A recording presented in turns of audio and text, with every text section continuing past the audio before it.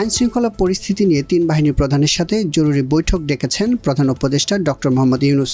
এই বৈঠকে উপদেষ্টা পরিষদের বেশ কয়েকজন সদস্য এবং জাতীয় নিরাপত্তা উপদেষ্টা উপস্থিত ছিলেন। প্রধান উপদেষ্টা প্রেস উইং থেকে পাঠানো এক বিজ্ঞপ্তিতে এই তথ্য জানানো হয়েছে।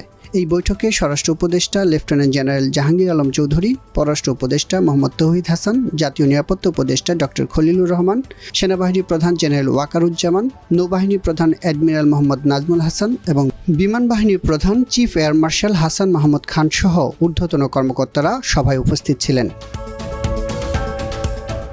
মঙ্গলবার রাষ্ট্রীয় অতিথি ভবন যমুনায় দেশের আইনশৃঙ্খলা পরিস্থিতি নিয়ে উচ্চ পর্যায়ের এই বৈঠকে সভাপতিত্ব করেন প্রধান উপদেষ্টা ডক্টর মোহাম্মদ ইউনূস। এতে সারা দেশের আইনশৃঙ্খলা পরিস্থিতি পর্যালোচনা করা হয়। ঊর্ধ্বতন নিরাপত্তা কর্মকর্তারা পরিস্থিতি সম্পর্কে প্রতিবেদন উপস্থাপন করেন। এ সময় প্রধান উপদেষ্টা ডক্টর মোহাম্মদ ইউনূস